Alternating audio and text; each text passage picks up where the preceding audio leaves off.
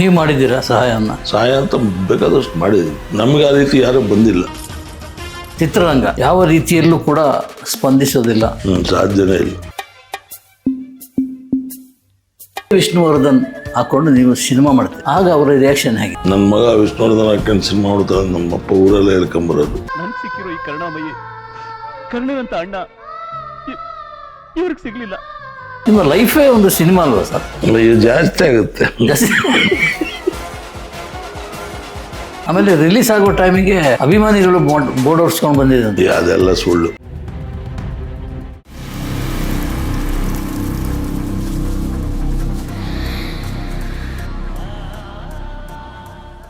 ಈಗ ನಿಮಗೆ ನಾನು ಕೇಳದೇ ಇರುವಂಥ ಏನಾದರೂ ಪ್ರಶ್ನೆ ಇದೆ, ನನಗೆ ಗೊತ್ತಿಲ್ಲ. ನಿಮ್ಗೆ ಏನಾದರೂ ಹೇಳಬೇಕು ಅಂತ ಅನಿಸುತ್ತಾ? ಯಾವುದಾದ್ರು ಬಿಟ್ಟೋದ್ದು ಏನಾದರೂ ಇದೆ ಅಂತ? ಏನಿಲ್ಲ, ಹೇಳ್ಬೇಕು ಅನ್ನೋದು ಸ್ವಲ್ಪ ಎಲ್ಲ ಕಡೆ ಕೃತಜ್ಞತೆ ಇರುತ್ತೆ, ಎಲ್ಲ ಕಡೆ ಸಹಾಯ ಮನೋಭಾವ ಇರುತ್ತೆ. ಏನಾದರೂ ಏನಾಯಿತು ನೋಡೋಣ ಕೇಳಿ ಅಂತಾರೆ. ಇಲ್ಲಿ ನಮ್ಮಲ್ಲಿ ಕೃತಜ್ಞತೆ ಇಲ್ಲ, ಒಂದು ಸಹಾಯ ಮನೋಭಾವ ಇಲ್ಲ. ದುಡ್ಡಿದ್ರೆ ನಡೆದ್ರೆ ಮನುಷ್ಯ, ಇಲ್ಲಿದ್ರೆ ಯಾರೂ ಇಲ್ಲ. ನೀವು ಮಾಡಿದ್ದೀರಾ ಸಹಾಯವನ್ನು? ನಾವು ಹೇಳ್ಕೊಬೇಡ, ನಮ್ಮ ಕೈಲಾಗಿದ್ದು ನಾನು ಮಾಡಿದ್ದೀನಿ ಸರ್. ನಮ್ಮ ಕೈಲಾಗಿದ್ದು ನಾನು ಮಾಡಿದ್ದೀನಿ, ಮದುವೆಗಳು ಮಾಡಿದ್ದೀನಿ. ನಮ್ಮ ಕೈಲಾಗಿ ಎಷ್ಟು ದೇವರು ಶಕ್ತಿ ಆ ಟೈಮಲ್ಲಿ ಕೊಟ್ಟಿರ್ತಾನೆ ಅಷ್ಟು ಸಹಾಯ ಅಂತ ಬೇಕಾದಷ್ಟು ಮಾಡಿದ್ದೀವಿ. ಬಟ್ ನಾವು ನಮಗೆ ಆ ರೀತಿ ಯಾರೂ ಬಂದಿಲ್ಲ. ಇಲ್ಲ. ರೆಹಮಾನ್ ಅವರೇ, ತುಂಬ ಕಷ್ಟದಲ್ಲಿದ್ದೀರಿ, ನಾನು ಇಷ್ಟು ಕೊಟ್ಟಿರ್ತೀನಿ, ಇಲ್ಲ ವಾಪಸ್ ಕೊಡಬೇಕಾಗಿಲ್ಲ. ಅಯ್ಯ, ಹಂಗಿಲ್ಲ. ಕೊಡಬೇಕು ಅಂದ್ರೆ ಓಕೆ, ಅದು ಇಲ್ಲ. ಒಂದು ವರ್ಷ ಬಿಟ್ಟು ಕೊಡ್ರಿ ಬಡ್ಡಿ ಹಾಕಿ ಅಂದರೂ ಓಕೆ, ಅದು ಇಲ್ಲ. ಮಂಜು ಕೇಳ್ತಿರ್ತಾರೆ ಫೋನ್ ಮಾಡಿ, ಹೆಂಗೆ ಇದ್ದೀರಾ, ಏನು ಮಾಡ್ಕೊಂಡ್ರಿ ಅಂತ. ಇನ್ಯಾರೂ ಇಲ್ಲ. ವಿಷ್ಣು ಸರಿ ಇದ್ದಿದ್ರೆ 100 ಸರಿ ಕೇಳೋರು. ದುಡ್ಡು ಕೊಟ್ಟಿರೋರು, ಸಿನಿಮಾನೂ ಮಾಡಿರೋರು. ಸಿನಿಮಾ ಮಾಡಿದ್ರೆ ಸಾಕದು. ಅವ್ರದ್ದು ಡೇಟ್ ಆಯ್ತು ಅಂದರೆ ಬೆಳಗ್ಗೆನೇ ದುಡ್ಡು. ಈಗ ಭಾಳ ಜನ ಹೀರೋಗಳು ಮಾಡಿದ್ವಲ್ಲ, ಶಶಿಕುಮಾರ್ ಮಾಡಿದ್ವಿ, ಉಪೇಂದ್ರ ಸಿನಿಮಾ ಮಾಡಿದೆ. ಉಪೇಂದ್ರಗೆ ಒಂದು ರೆಸಾರ್ಟ್ ಕೊಡಿಸಿದ್ವಿ, ನಾನೇ ಕೊಡಿಸಿದ್ದದು. ಉಪ್ಪಿ ರೆಸಾರ್ಟ್. ಹೌದು ಹೌದು. 3,75,00,000 KSIDC ಇತ್ತದು ಸಾಲ. ನಾವು ಓನರು ಬಂಗಾಲಿ ಬಿಟ್ಟು ಹೋಗ್ಬಿಟ್ಟಿದ್ದ. ಓಕೆ. ಅವ್ರು KSIDC ಎಂಕ್ವೈರಿ ಮಾಡ್ಕೊಂಬಿಟ್ರು.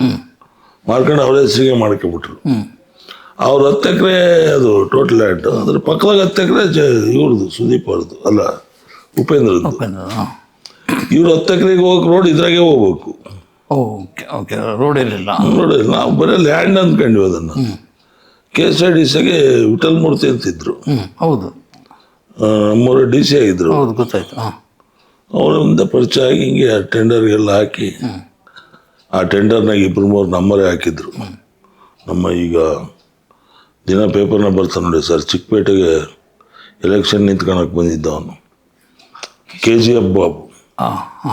ಅವನು ಟೆಂಡರ್ ಹಾಕಿ ನನಗೆ, ಅವನಿಗೆ 25 ಲಕ್ಷ ಮಾತಾಡಿ ವಾಪಸ್ ತೆಗಿಸಿ, ನಾವು ತಾಣ್ತೀವಿ ಅಂತ ನನ್ನ ಹೆಸರು ಹೇಳಿ 3.75ಕ್ಕೆ ಟೆಂಡರ್ ನಿಲ್ಲಿಸಿ ಅದು ಕೊಡಿಸಿದ್ವಿ.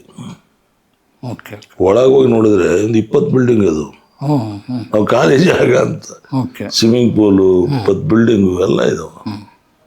3.75, ಒಂದು 4 ಕೋಟಿ ಬಿತ್ತು ಅವರಿಗೆ. ಇವತ್ತು ಒಂದು 400 ಕೋಟಿ ಆಸ್ತಿ. ಟೋಟಲಿ ಕನ್ನಡ ಚಿತ್ರರಂಗ ಅಂತಲ್ಲ, ಚಿತ್ರರಂಗ ಯಾವ ರೀತಿಯಲ್ಲೂ ಕೂಡ ಸ್ಪಂದಿಸೋದಿಲ್ಲ. ಸಾಧ್ಯನೇ ಇಲ್ಲ. ಬಟ್ ಇಂಡಸ್ಟ್ರಿಯನ್ನ ಬೈಲಿಕ್ಕೆ ನೀವು ರೆಡಿ ಇದ್ದೀರಾ? ಇಲ್ಲ, ಯಾಕೆ ಬೈಯೋದು ಸರ್? ಎಲ್ಲ ಕೊಟ್ಟಿದೆ ಅಲ್ಲ ನಿಮಗೆ, ಎಲ್ಲ ಕೊಟ್ಟಿದೆ. ನಾವು ಅದನ್ನ ಇಂಡಸ್ಟ್ರೀಸ್ನ ಪಾಪ ನಾವು ಮಾಡ್ಕೊಂಡು ತಪ್ಪಿಗೆ ಇಂಡಸ್ಟ್ರೀಸ್ನ ಯಾಕೆ ಬೈಯ ಅಲ್ವಾ? ಈಗ ನಾವು ಯೋಚನೆ ಮಾಡಿ 10 ಸಲ ಕೇಳಿ ಸಿನಿಮಾ ಮಾಡ್ತೀವಿ. ಹೌದು. ಈಗ ನಾನು ಈಗ 17 ಸಿನಿಮಾ ಮಾಡಿದೆ, ಒಂದು 35 ಜನ ಕೇಳಿರ್ತೀನಿ. ನಾವು ಗಾಂಚಲಿ ಮಾಡ್ಕೊಂಡು ನಮ್ಮ ಅಹಂಕಾರದಾಗ ಸಿನಿಮಾ ಮಾಡಿ ಕನ್ನಡ ಇಂಡಸ್ಟ್ರೀಸ್ ನನ್ನ ಹಾಳು ಮಾಡ್ತು ಅಂದ್ರೆ ನನ್ನಂತ ಮೂರ್ಖ ಅವನ. ಖಂಡಿತ. ಆಮೇಲೆ 25 ವರ್ಷ 30 ವರ್ಷ ಅನ್ನ ಊಟ ಮಾಡಿದ್ವಿ, ಹೆಸರು ಮಾಡಿದ್ವಿ. ರೆಹಮಾನ ಯಾರು ಅಂದ್ರೆ ಗೊತ್ತಿಲ್ಲ, ಅದರಿಂದಲೇ ಹೆಸರು ಬಂದಿರೋದು. ಅದನ್ನು ಯಾವತ್ತೂ ನಾವು ಪೂಜ್ಯ ಸ್ಥಾನದಲ್ಲಿ ಇಡ್ಬೇಕು ಇಂಡಸ್ಟ್ರೀಸ್ನ. ಅದು ನೆನಿಬೇಕು ಅದನ್ನು. ಈಗ ತಾಯಿ ಆದಳು, ಮಕ್ಕಳಿಗೆ ತಾಯಿನೇ. ಗಂಡಿಗೆ ಹೇಳ್ತೀನಿ ಮಕ್ಕಳು ವಾರದೇಟಿಗೆ ನನ್ನ ಹೆಂಡ್ತಿ ಭಾಳ ಒಳ್ಳೆಯಳು, ಮಕ್ಕಳಾಗಿಲ್ಲ ಅಂದ್ರೆ ನನ್ನ ಹೆಂಡ್ತಿ ಅಲ್ಲ ಅನ್ನೋಕ್ಕಾಗುತ್ತೆ. ಹೌದು. ಇಂಡಸ್ಟ್ರೀಸ್ನ ಯಾವತ್ತೂ ನಾವು ಮಾತಾಡಬಾರ್ದು. ಒಂದು ಇಂಡಸ್ಟ್ರೀಸ್ನಾಗ ಇರೋ ಜನ, ನಾನು ಹೇಳ್ತಿರೋದು ಇಂಡಸ್ಟ್ರೀಸ್ನಾಗ ಇರೋ ಜನ ಬೇರೆ ನಾವೆಲ್ಲ ನೋಡ್ತೀವಲ್ಲ, ಬೇರೆ ಈಗ ರಾಜಕಾರಣ ನೋಡಿದ್ದೀವಿ, ಇಂಡಸ್ಟ್ರೀಸ್ ನೋಡ್ತೀವಿ, ಬೇರೆ ಇಂಡಸ್ಟ್ರೀಸ್ಗಳು ಏನಾದರೂ ಆಯಿತು ಅಂದರೆ ಏನಾದರೂ ಒಂದು ಹೆಲ್ಪ್ ಮಾಡೋದು, ಒಂದು ಸಹಾಯ ಮಾಡೋದು. ಯಾರು ಹಾಸ್ಪಿಟ್ಲಿಗೆ ಸೇರಿದ್ದಾರೆ, ಹಾಸ್ಪಿಟ್ಲಿಗೆ ಇದ್ದಾರೆ ಅಂತ ಪಾಪ ದುಡ್ಡಿಲ್ಲಂತೆ, ನಂದೊಂದು 50,000 ನಿನ್ನೊಂದು 50,000 ಬರ್ಕೊಂಡು ಹೋಗಿ ಕೊಟ್ಟು ಬರೋಗಯ್ಯ ಅಂತಾರೆ. ಅವ್ರದ್ದು ಒಂದು ಸಂಘ ಇರ್ತದೆ. ಮಂಗಳಮುಖಿಯರು ಸಹಾಯ ಮಾಡ್ತಾರಲ್ಲ ಸರ್, ಬೇರೆ ಯಾವ ಫ್ಯಾಕ್ಟ್ರಿಗೆ ಹೋಗ್ತಾರೆ ನೀವು, ಅವ್ರು 2 ರೂಪಾಯಿ ಕೊಟ್ಟರೆ ಹಿಂಗಂದು ನಿನ್ಗೆ ಒಳ್ಳೇದಾಗಲಿ ಅಂತ ಅರಿಸಿ ಹೋಗ್ತಾರೆ. ಇಲ್ಲಿ ಏನು ಬೇಡ, ಒಳ್ಳೇದಾಗಲಿ ಅಂತ ಹೇಳೋದು ಇಲ್ಲಲ್ಲ. ಅಬ್ಬಬ್ಬ ಏನು ಮಾಡ್ತಿದ್ದ ಅಬ್ಬಬ್ಬ, ಈ ನಮ್ಮ ಮೈನಸ್ ಹುಡುಕ್ತಾರೆ ವಿನ ಪ್ಲಸ್ ಹುಡುಕಲ್ಲ ಅಲ್ವಾ? ಎಸ್, ಖಂಡಿತ ಸರ್. ನಾಗರಾವಿಗೆ ಸಂಬಂಧಪಟ್ಟು ನೀವು ಶೂಟಿಂಗ್ ಹೋಗ್ತಾಯಿದ್ರಿ, ಸ್ಕೂಲ್ ತಪ್ಪಿಸ್ಕೊಂಡು ಹೋಗ್ತಾಯಿದ್ರಿ, ಚಕ್ಕರ್ ಅಲ್ಲಿ ಹಾಜರು. ಸೊ ಇದನ್ನೆಲ್ಲ ಗಮನಿಸ್ತಾ ಇದ್ರು ನಿಮ್ಮ ತಂದೆ ಅಲ್ವಾ? ಹೌದು. ಆಮೇಲೆ ಯಾವುದೋ ಒಂದು ದಿವಸ ಅದೇ ವಿಷ್ಣುವರ್ಧನ್ ಹಾಕ್ಕೊಂಡು ನೀವು ಸಿನಿಮಾ ಮಾಡ್ತೀರಿ, ಆಗ ಅವರ ರಿಯಾಕ್ಷನ್ ಹೇಗಿತ್ತು? ಈಗ ಭಾರಿ ಖುಷಿ ಇತ್ತು.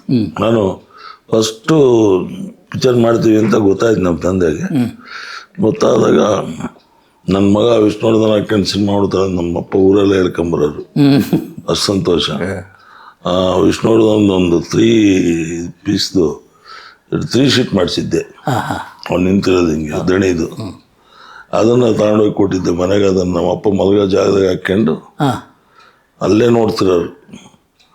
ಆಮೇಲೆ ಪೂಜೆಗೆ ದಣಿ ಪೂಜೆಗೆ ಕಂಠೀರವ ಪೂಜೆಗೆ ನಮ್ಮಪ್ಪನ ಕರ್ಕೊಂಡು, ನಮ್ಮಪ್ಪಗೆ ಹೇಳಿದೆ, ನಿನ್ನ ಸ್ನೇಹಿತರು ನಿಮ್ಮ ಯಾರಿದ್ರೆ ಎಲ್ಲ ಕರ್ಕೊಂಡು ಬರಪ್ಪ. ಒಂದು ವ್ಯಾನ್ ಮಾಡ್ಕೊಂಡು ನಮ್ಮ ತಂದೆಯವರು ಕರ್ಕೊಂಬಂದರು. ಅಲ್ಲಿ ನಮ್ಮ ತಂದೆಯವ್ರಿಗೆ ಹಾರ ಹಾಕಿ ಎಲ್ಲ ವಿಷ್ಣು ಸರ್ ಹತ್ರ ಹಾಕ್ಸ್ಬೇಕು ಅಂತಿತ್ತು. ಅವ್ರ ಪೂಜೆ ಮುಗಿದಿಟ್ಟಿಗೆ ಹಂಗೆ ಹೊರಟೋಗ್ಬಿಟ್ರು. ಓಕೆ. ಅಪ್ಪ ಭಾರಿ ಖುಷಿ ಪಟ್ಟರು. ನಿಮ್ಮ ಮಗ ಯಾಕೆ ಸರ್ ಸಿನಿಮಾ ಬರಲಿಲ್ಲ ಇಂಡಸ್ಟ್ರಿಗೆ? ಅವನು ನಮ್ಮ ಎಲ್ಲ ನೋಡ್ದ ಹೇಳ್ತಾ ಮೇಡಮ್ ಅವನ ಪ್ರೊಡ್ಯೂಸರ್ ಮಗ ಅಂತ ಹೇಳ್ಕೊಳಲ್ಲ ಇಲ್ಲಿ ಎಲ್ಲಿ ಹೇಳಲ್ಲ. ಒಂದು ಖುಷಿ ಅಲ್ಲ ಸರ್, ಆಲ್ಮೋಸ್ಟ್ ಹೇಳಲ್ಲ ನೋಡಿ ಅವನು. ಬೇಡಪ್ಪ ಕೇಳ್ತಾರೆ, ಆಮೇಲೆ ಅಯ್ಯೋ ಪಾಪ ಅಂತಾರೆ, ಅದನ್ನೇ ಅವನು ಕೇಳ್ಬೇಕು. ಅಯ್ಯೋ ಅಯ್ಯೋ ಯಜಮಾನ ಪ್ರೊಡ್ಯೂಸರ್ ಪಾಪ ಅಂತಾರೆ, ಆಮೇಲೆ ಪಾಪ ಹಿಂಗೆ ಆಗ್ಬಾರ್ದಾಯ್ತು ಅಂತಾರೆ. ಅದನ್ನು ಕೇಳೋಕ್ಕಾಗಲ್ಲ. ಆಮೇಲೆ ಏನೋ ಕೆಲಸಕ್ಕೆ ಸಾಫ್ಟ್ವೇರ್ ಕಂಪ್ನಿಯಲ್ಲಿ ಏನೋ ಹೋಗ್ತಾನಲ್ಲ, ಅಲ್ಲಿ ಒಂದು 2-3 ಹತ್ರ ಹಿಂಗೆ ನಿಮ್ಮ ತಂದೆ ಏನು ಮಾಡ್ತಾರೆ, ರೆಹಮಾನ್ ಅಂತ ನಿಮ್ಮ ತಂದೆ ಹೆಸರು, ಯಜಮಾನ ಪ್ರೊಡ್ಯೂಸರು. ಹೋಗ್ರಿ ಸುಮ್ಮನೆ ತಮಾಷೆ ಮಾಡೋಕ್ಕೆ ಯಾಕೆ ಬಂದಿರ, ನಿಮ್ಗೇನು ಕಮ್ಮಿ ಆಯ್ತು, ನಿಮ್ಮ ಅಪ್ಪ ಒಟ್ಬಿಟ್ಟದ ನನ್ನ ದುಡ್ಡು, ನೀನು ಯಾಕೆ ಕೆಲ್ಸಕ್ಕೆ ಬಂದಿದೆ ಅಂತ ಕಳಿಸಿದ್ರಂತ ವಾಪಸ್ಸು. ಅಯ್ಯೋ, ಅದಕ್ಕೆ ಅವ್ನು ಹೇಳೋದೇ ಇಲ್ಲ ಜಾಸ್ತಿ, ಇದ್ದ ಕೆಲಸ ಕಳ್ಕೊಳ್ತು. ನಿಮ್ಮ ಲೈಫೇ ಒಂದು ಸಿನಿಮಾ ಅಲ್ವಾ ಸರ್? ಜಾಸ್ತಿ ಆಗುತ್ತೆ, ಜಾಸ್ತಿ ಸಿನಿಮಾಗಿಂತಲೂ ಜಾಸ್ತಿ ಆಗುತ್ತೆ. ಜಾಸ್ತಿ ಆಗುತ್ತೆ. ಪರದೆನ ಜನ ನೋಡಲ್ಲ, ಜನ ನೋಡಲ್ಲ, ಡೈಜೆಷನ್ ಆಗಲ್ಲ. ನಮ್ಮನ್ನ ಯಜಮಾನ ಪಡೆಯೋದು ಅಂತ ಹಿಂಗೆ ತೋರಿಸಿ ಖಾಲಿ ಆಗಿದ್ರೆ ಅಂತ ಹಿಂಗೆ ತೋರಿಸ್ಬಿಟ್ಟು ಜನ ಹೋದ್ರೆ ಎದ್ದು.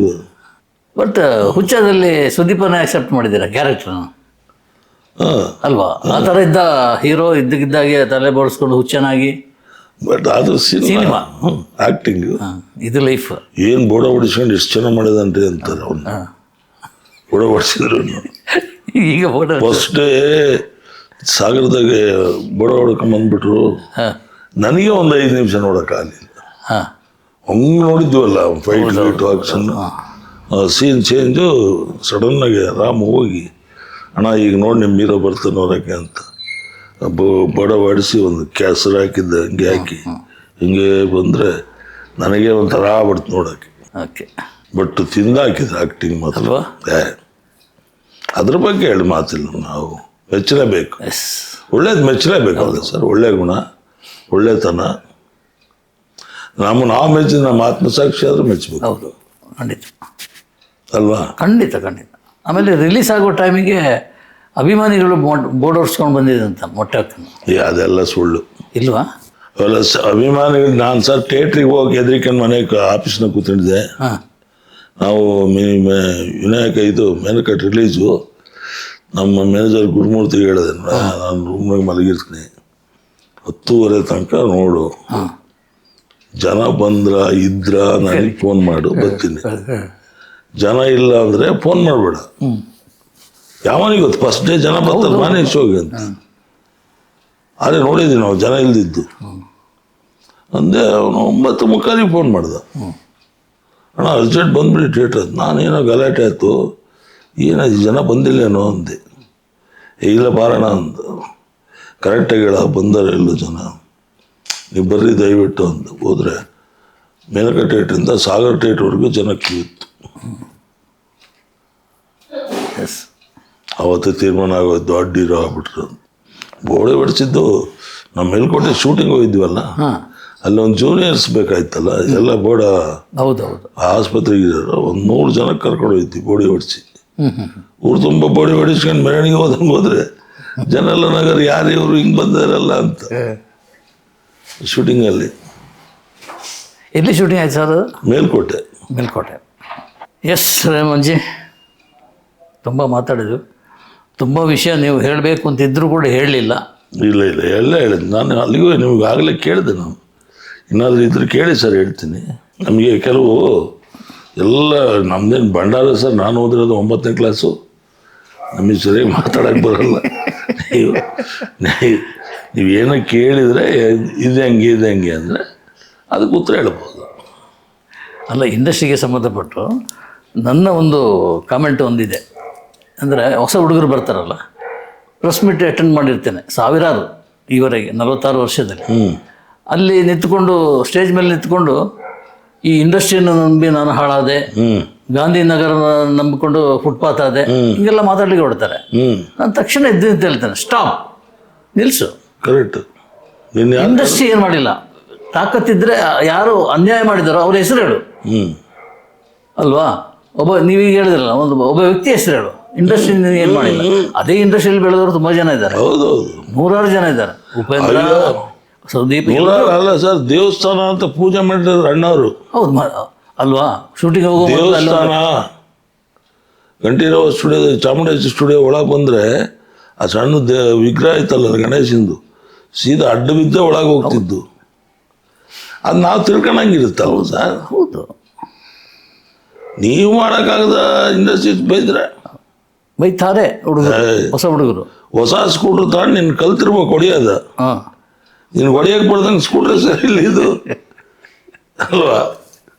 100%. ಆ ಕಂಪ್ನಿನೇ ಬೈಯೋದು, ಸ್ಕೂಟ್ರನ್ನೇ ಬೈದ್ರೆ ಏನು ಬಂತು? ಫಸ್ಟ್ ನೀನು ಹೋಗ್ತಿಗೆ ಕಲ್ತ್ಕೊಂಡು ಗೇರ್ ಯಾವುದು ಒಳ್ಳೇದು ಯಾವುದು ಹೋಗಿ, ಅದು ಬಿಟ್ಟು ದೊಡ್ಡದ ಭಾಷಣ ಮಾಡ್ತಾರೆ ಕೇಳಿದ್ದೀನಿ ನಾನು.